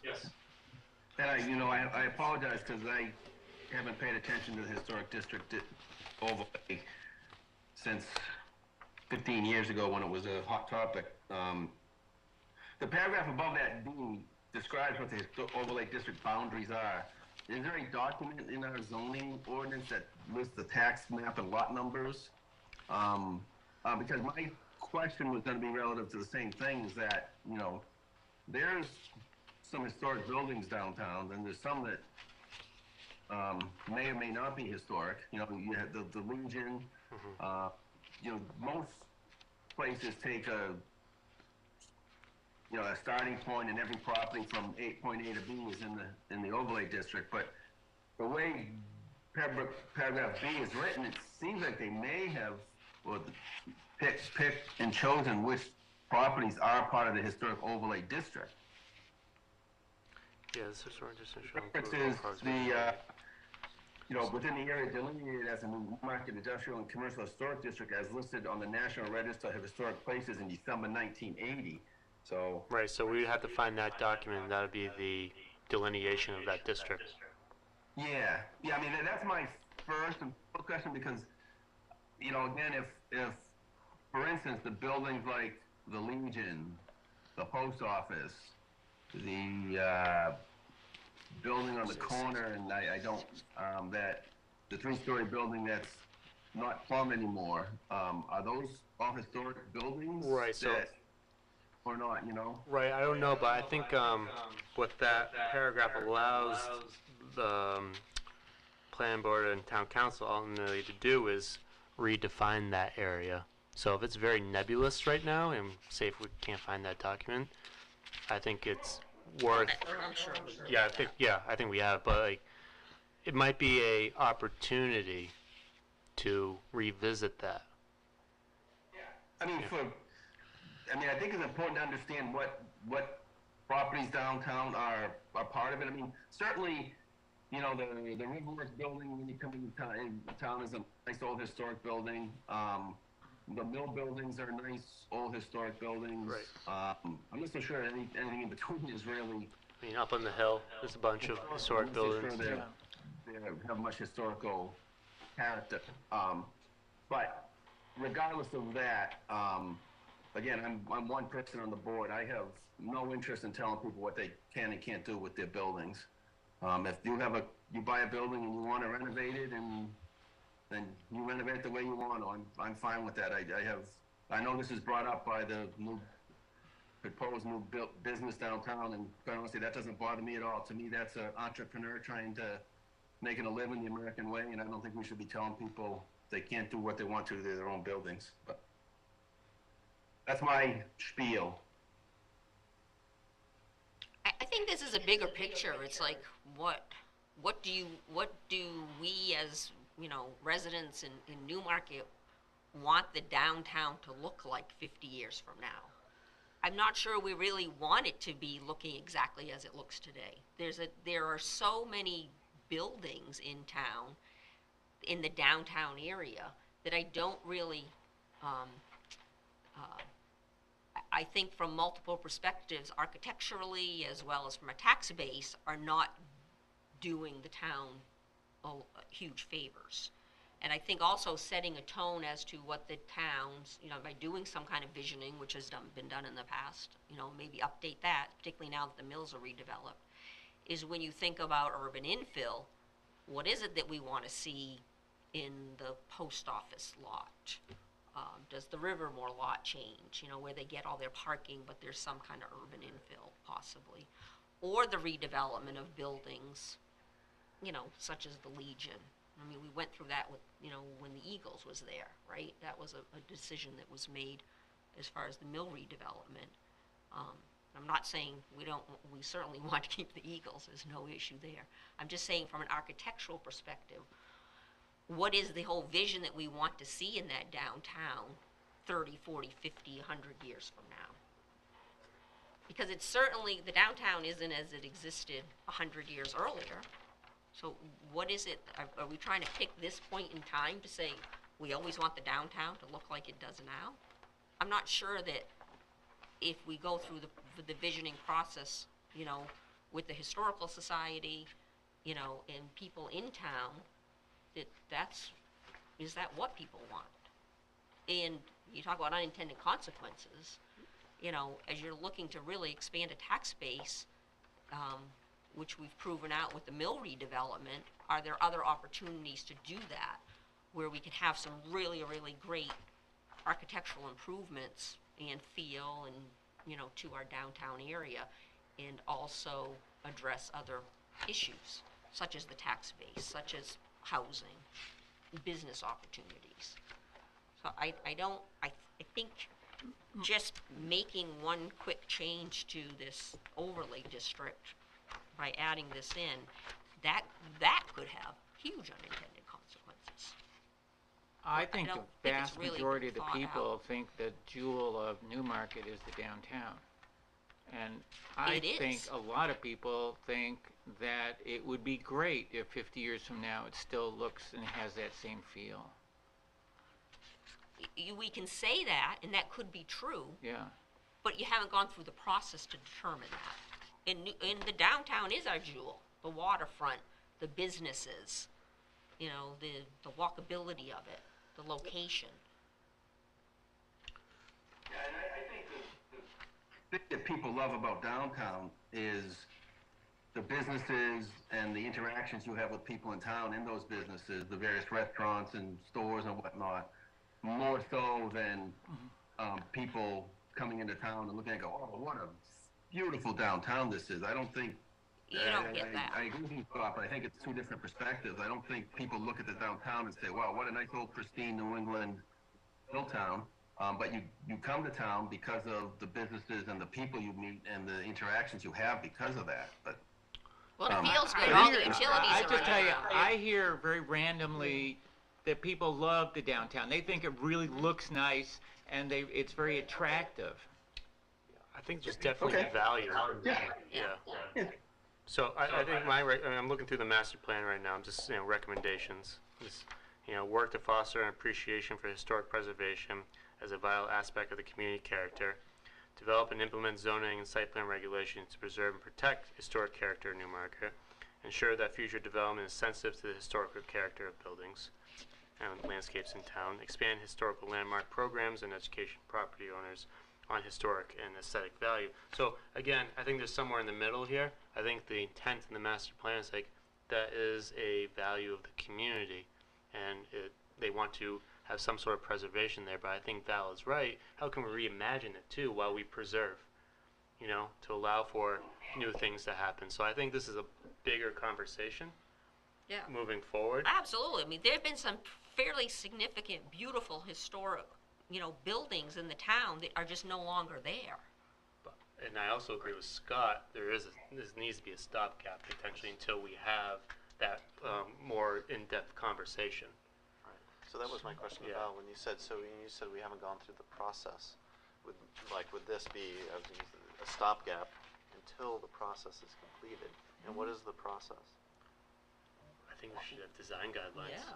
Well, I mean, Right, but I the mean the process process. would be the whole, you know, Okay. working in consort with like the historical, you know, society and other interested parties and business owners and property owners in downtown who are directly affected by this, going through that process and getting also public input as to what does Newmarket, we've done it before, you know, it's been years since we've done a visioning process, but that's kind of the basis of the master plan. Well, Yeah. what was done to create the wording that Bart just read? This is the That's master the plan. Yeah, I know, plan. but how did master plan decide that preserving the historic nature of So downtown was they have important? a visioning process, so it's a Correct. community outreach, so they have a Right. bunch of different So the charrettes. last time we did a community outreach, the community thought that preserving the historic district was important. In 2001. Okay, but in Correct. 2001, people Right. thought it was important. Yes. Yeah. Right. But we're 10 years, I mean, the master plan is supposed to be updated every 10 years. It's Right. like, okay, it's been 20. And we're So- going to go through Yeah. that process in 25. Okay. There's also other opportunities in the interim, you know, what Scott is proposing or something, you know, relative to it, or as we go through other initiatives where those elements can be considered and incorporated. And Bart, but I think the whole starting point of any discussion is, I think we need to understand exactly the definition of what the historic overlay district is. Yep. Right? Yeah, and the master plan lists out properties Yeah, but Tax no map. address. Map So I'm gonna need some Tax maps? institutional. Yeah, need some institutional out Or there. names of them. They have the names of the house and when they were built. So definitely go through that, and then also within the zoning ordinance, that historical register. Well, and I'm sure all this data is here when we Yeah. were having the discussions and the committees on setting up an HDC. So that's all gonna be in there. Yeah. I mean, we've got incredible resources in this town to call upon. Mike Provo, Right. John Carmichael. I mean, we've got these resources that I'm sure we can get these questions answered. But I hear where you're coming from, Scott. Is this a stopgap as to what potentially could be happening because we don't have any kind of design guides? Right. I mean, I would be happy if all it said is that Correct. any construction in the historic overlay district has to go through the planning board. I mean, that would be okay. So that you're going through almost like a site plan, or certain sections under site plan. Well, all I'm saying is you can't just go into the historic district and do things without any review, which today is allowed. For certain buildings, Okay. yeah. I would. And said, I want to re-side my building and just put new windows in and a new roof, come to the planning board, we have no guidelines to follow. Yeah. You know, at this point, I mean, I understand that maybe we're gonna get to that point, but at this point, what are we gonna follow? We need to have, and people doing that need to understand what the parameters are too. Well, what I did is I tried to take the wording that was written into the ADU language, where the ADU has to be architecturally compatible with the primary residence, and tried to just use that in this context. Eric, but we could do that under site plan. Where's the aesthetics? Is it in the M2A? Yeah, it should be. Should be I'll actually have its to own thing. review this, but I think it is under site plan. Yeah. Say we did, architectural aesthetic review, 3.21. So if one of these properties that's located on the register, right, on the historic overlay district, and let all those property owners know, I think especially if we're gonna modify anything, is that if they're making a material change to the exterior of the building, then they need to come before the planning board under section 3.21, which is an architectural aesthetic review. Yeah. And that is really spelled out there. And I think that would be consistent with the master plan. Because my experience with the planning board is they have, despite the libertarian nation, you put a moderating hand on design. Yeah, that doing something like that would answer my 3 questions of who decides what's acceptable, down to what finite detail of the building, and when's the point of enforcement. So that answers my 3 main questions, which is It's very spelled out in our review. I mean, you've got, ABC, and then what do we have? I mean, it goes. There's got to be at least 30 elements in here that someone would that need makes to it simple. I like simple. push forward. So what does someone need to bring to the board to put siding on their house if we do that? Well, is it a material change? What if it's a brick building? Let's say it's just a clapboard side building that I want to put vinyl siding on. That's really I would say it's a material change. You're going from wood right. So clapboard to vinyl. what do they need to bring to the planning board? Just the Elevations. concept of. So they need to have an architectural Well, drawing. they can of ask for a siding. waiver too. Yeah, Say, hey, because look, it's I'm site just doing. plan. Yeah. Yeah, well, that's what I'm getting at. Are we putting an undue burden on a landowner to simply put new windows in their house, or to put new siding on their house? I Well, think. Go ahead. Sorry, No, no, I no. think that it would be this material change. If somebody's replacing windows, right, is a material change that they're going to, I mean, we're really getting into design standards, but it's a wood window. Are they going to a replacement vinyl window that looks nothing like that window? So they may And just have to come in with a they picture of go the window into and say, the- I have right. a window. Yeah, I don't Right. think we're That's what I'm asking. trying to get at. Yeah, and I They don't think they have to go bring in into site the plan, they don't building have to bring in- office and. We don't need No, engineering because I don't think it drawings. would fall, just this section of site plan, Yeah. But which is really just aesthetics. to answer your question, is there any additional burden? There is. Yeah. I'm not, I would say yes. I mean a Buy- significant When you cost buy reduction. in this One of these houses. one of these buildings, There are you are restrictions. taking on an additional burden. Yeah. Right, I mean a large financial restriction for people. Okay. Like to replace a siding, which is gonna cost me $15,000 or $20,000, I gotta spend $10,000 on an architect to draw elevations of my building. That would be a concern for me personally, but is that, I'm just trying to see if that's the How route that's. about I take a stab at some language? You're good at stabs. Yeah. And if the board wants to go in this direction under this section site plan, kind of pausing what's being proposed from town council. Yeah, that's so fine. the board takes a look. Going amending language in site plan review, and then that's all under the plan board's purview, and it goes Right. through that way. The town council wants a stopgap.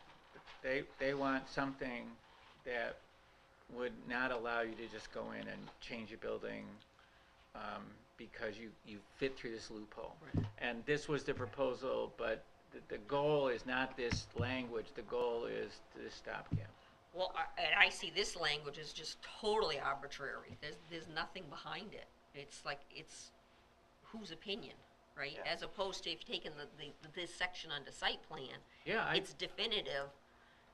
And if, it's certainly how we're interpreting it, but I think as a property owner, I can sit down here and say, okay, well, I want to put central AC in this building, and I want to put the, mechanicals up on the roof. Well, if I'm going to do that, then I need to screen them from the public view, which I Yeah. think is the purpose, right? And it could be by the peaked, semi-peaked, or mansard roof. I may have to change the roof, but that roof would be consistent with the surrounding properties, is how I think we would render a decision on that. So quick question, and just strictly hypothetical. You use Johnny Boston's, right? I think that's a beautiful looking building. I own it now. I'm knocking it down. I can do that. As of right now, As if it's of under right the now- historical register, there might be a delay. Okay, but I Yes. guess what I'm saying is, what happens if I buy it Yes, and I knock it down? yes. Well, what we're saying is whatever you want to reconstruct on that then has to be consistent with the. But I'm gonna knock it down, and I know you guys got a big parking problem here. I'm gonna put in a little parking lot. 10 cars can Yeah. park there. Change of use. Yep. So you're coming before the planning board anyway. to do Yeah, that. that's a Okay. change of Yeah. use. Yeah, I guess I'm thinking, as we look at this historical part, let's think about not just changing the building. What if they want to knock it down? What does that mean? Well, but the problem is that goes to the planning board, right? But there are ways you can repurpose that building or redesign that building such that it never has to go through the zoning or the planning board. Right. Okay. And so the idea here is simply to make it that you can't do that. I mean, you could use that building as an example for the vent on the side as well. It is a perfect example. Right, exactly. I mean, Yeah. they had to go to the town to do that, but let's Yep. say they didn't have to go to the town to do that. Right, the only reason they came to town is because it's Right. an easement on the town Right, property. right, Right, That's exactly. the Yeah, only reason. yeah. So that maybe would have been screened by something. Right. And not Correct. visible from the Right. roadway. Correct. Yeah. If we had reviewed. Right. That's But, You know. but I also don't want to saddle them with having to do an architectural mock-up and drawing and hire someone to pay Right. So a ton of money to draw a screen. Well, I'll use it as a better example, right, which, goes way back in history, but when they needed a new roof on Riverworks, right, and they had a slate roof, the cost to do that slate roof would have made it prohibitive, Right. right? But everybody wanted an HDC because somebody wanted to change a slate roof to an asphalt roof. That was clearly an issue back then. Are exceptions are Well, can you make exceptions as a within planning that? board, we could say that makes sense. right. Okay. Because So- our, You can't get slate anymore. you can, Nothing. or the Or cost of people- it, Yeah, you exactly. know? It's I just- mean, it's I just don't think architectural. that we want to, I don't think we want to de-incentivize our downtown property owners to not maintain their buildings, Right. right? Right. I could see like someone buying any of these single-family homes. I mean, like, I'm gonna work on this myself on the weekends. you Yeah. know, I don't have a bunch of extra money. Having to just scrape together enough to get some windows. Right. I don't want to go through a Right. site plan. So, again, hypothetical, along the waterfront, there's the new, I'll call it green building. Remember the guy, he did that, Four unit, the whole thing? I mean, it really doesn't fit, it's definitely a different type of structure. Are we saying that we wouldn't allow something like that if it was gonna be in downtown? Well, again, was Joyce's Kitchen on the register? Yeah, but, I don't recall, I don't remember. yeah, The blacksmith let's say it building was. All The right. building that they left, I believe, Yeah. was the Yeah, blacks, because and he that's the did a old great job with blacksmith shop, that. I think. Yeah. right? So it did go through site plan. Right, All of remember, it went yep. through site plan. Yep. okay, But that was a change of use again. Correct. Yeah. yeah, Is it the same okay. height? I'm sorry? Is that building, are those buildings the same height as what was there before? I can't remember. I think it's actually lower. There was something to do with the view of its height. You 'cause think it's- so, Eric? Yeah. You think about the blacksmith side of the building, the old, That's you what know, I've right, always heard. Is the that's section that was behind the Whenever church? that building comes up, that's the complaint I always hear is Yeah. how come it's higher and it blocks the river? How come that happened? Well, where it's located is very different. Right. So I guess the question would be then, but it would still fall under that architectural review within the aspects of the historic overlay district if it were in it, right? If that was our ordinance. Yes. Right, so Yep. if we added that to this, that building would look different today. Right. Yep. Or Right. maybe we would make an exception because they went with, Right. you know, a living Right. roof or something like There that. would have been a So review we didn't want to do a process. pitched roof, we wanted to do a living roof, so we did Yeah. that. Yep. But also I think you have the opportunity to revisit what properties apply, and we actually do, is the downtown the district, right? So if somebody does come along and wants to do something with a property that's not necessarily on that list, Yeah. and I'm not picking on the American Legion, but it's probably not on the list. Yeah, it's probably Right. not on the list, yeah. But then the members decide, okay, well, let's relocate to a different section of town or something and, do something with that building.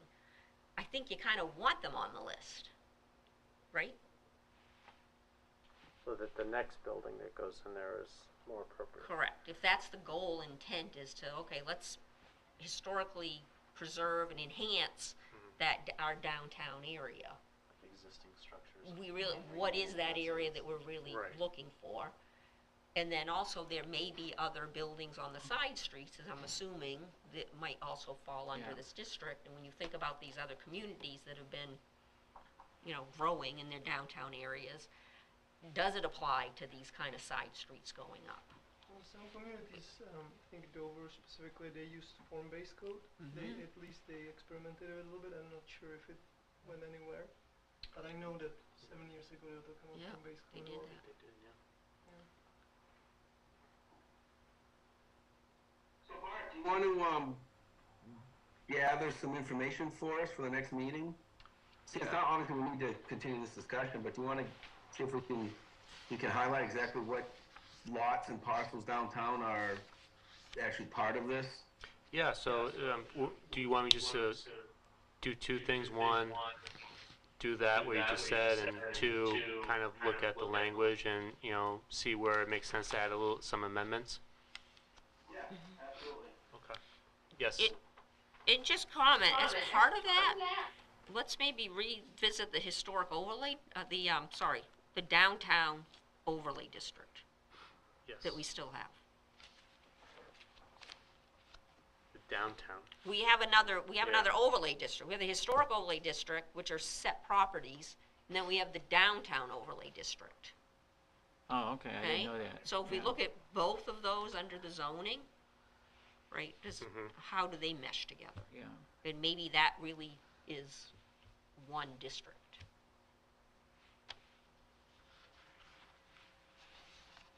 So if someone would just belabor this one last question, I believe, is that would they have to come to a meeting? So, okay, so if you want to put it in. A butter's notice. Yep. Abutters notice. It's site plan review. But I would be a proponent of site plan review, but you only have to deal with these items, right? Yeah, no, yeah. I Right, and understand it's a that. different application or whatever. Yeah. I mean, you don't wanna make it, as your point out, you don't wanna make it so Right. burdensome that they can't afford to improve Yeah, it. that's why I asked that if it could be administrative, Mhm. or I believe that's call of part that it reviewed it, and then if he felt it was to a level the whole board had to review, we could, but It's probably better, I think, given the situation, that the board looks at it. I mean, let's have that discussion, absolutely, but there's a few ways this can be administered. Awesome. All right, everybody okay with that discussion? We can move on?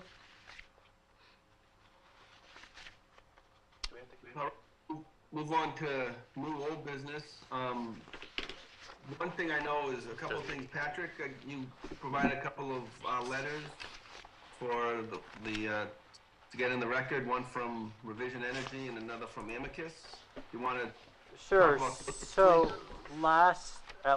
the last meeting, we were reviewing the project by SCG Management. We briefly touched on it tonight. That's project at 4 Bennett Way, and their proposal includes putting solar panels on the roof of that building, and Ann brought up some questions about sourcing of solar panels, or some issues with sourcing of solar panels. And since SCG had mentioned that Revision Energy was going to be their partner in the project, I reached out to them because I thought they could provide some clarity around that.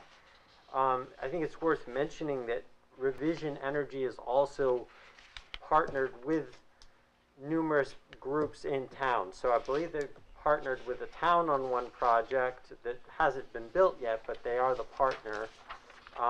They've also were partnered with a town to do a discount for Newmarket residents in 2022 who got a solar on their roof, and they've done some other projects in town. So they do have a history of working in our town.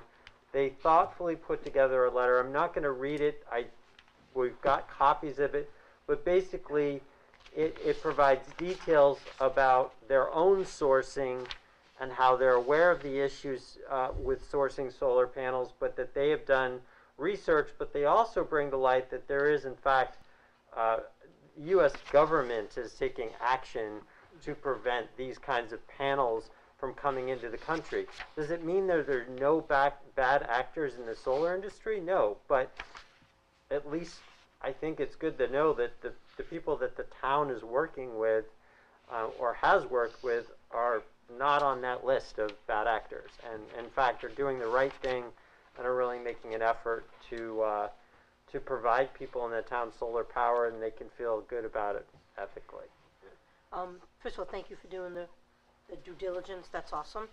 QCell is one of the best in the industry. And my professional career, I probably buy 90% of my product from them. So I think they're good. Their product mostly comes out of Georgia or Malaysia. That's all perfect. We just want to make sure that the solar panels that already came into the country before the federal government made the decision, they were sitting in containers someplace or in warehouses, that's not the stuff that we're buying.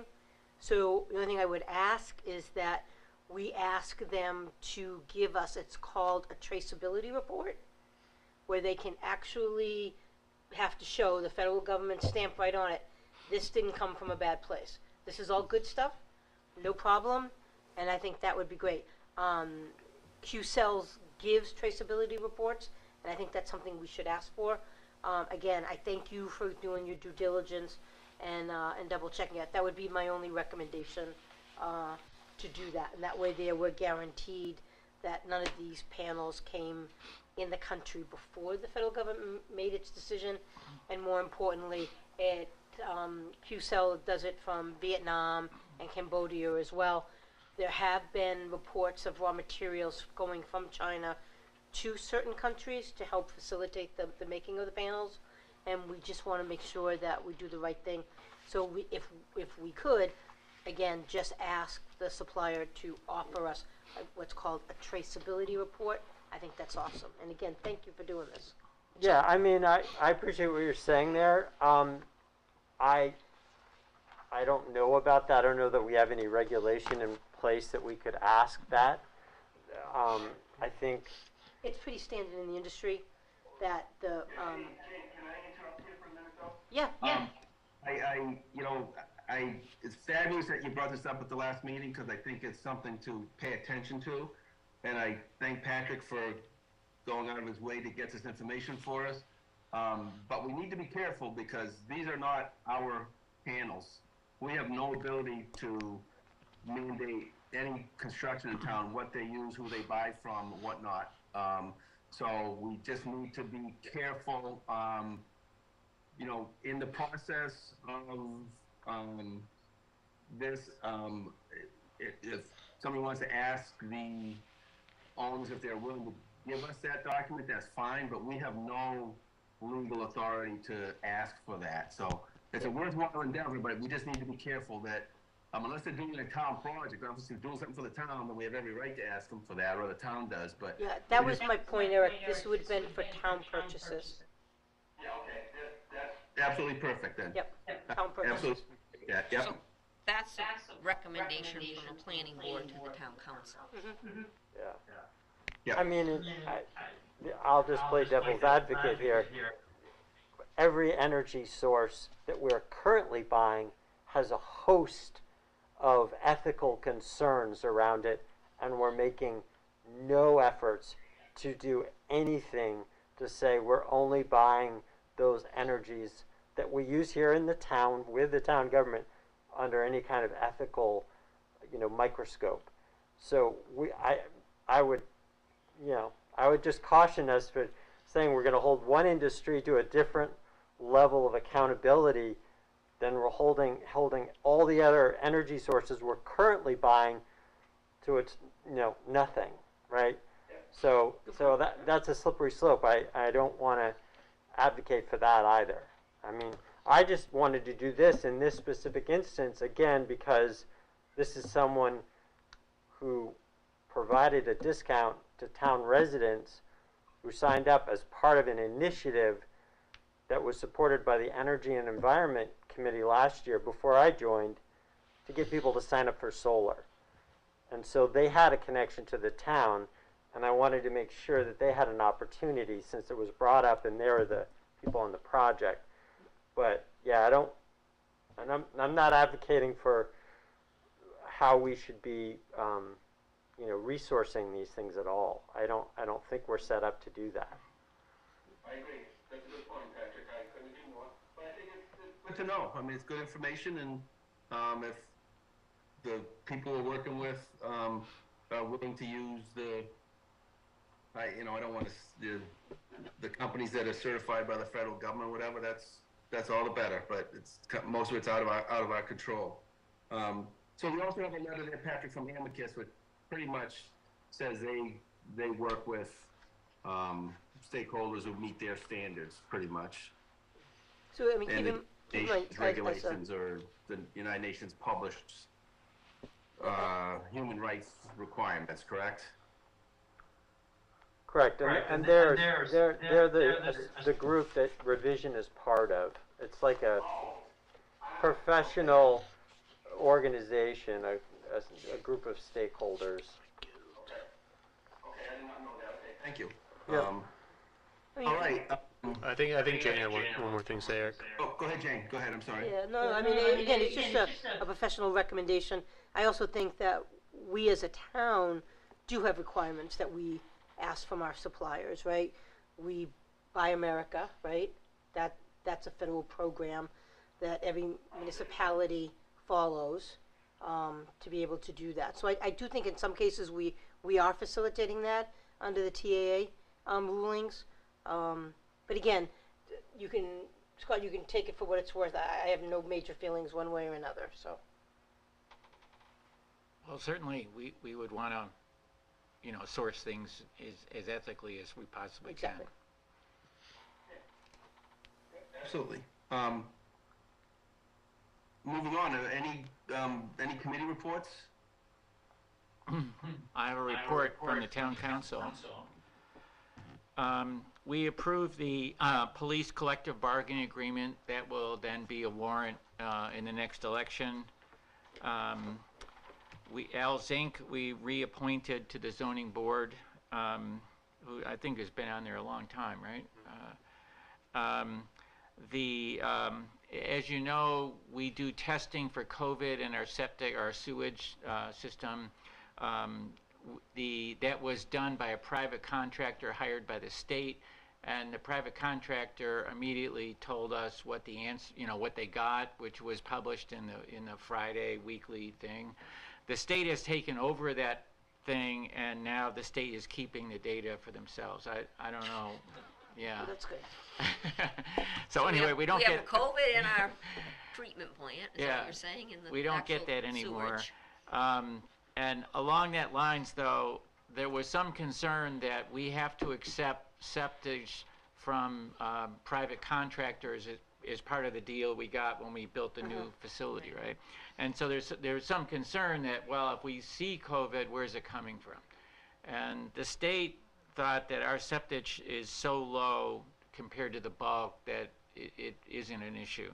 But we're building a new septic facility, as I mentioned, and that facility will have a special monitoring function in it, and so we'll be able to monitor septic independently of the town sewage. The Art and Tourist Commission is changing their name to the Art, Culture, and Tourism Committee, which I think is because it spells act, but I'm not sure. But they don't want to be a commission anymore. They want to be they're a quote ad hoc committee, and so they're changing from an ad hoc to a real committee. So they have a new name.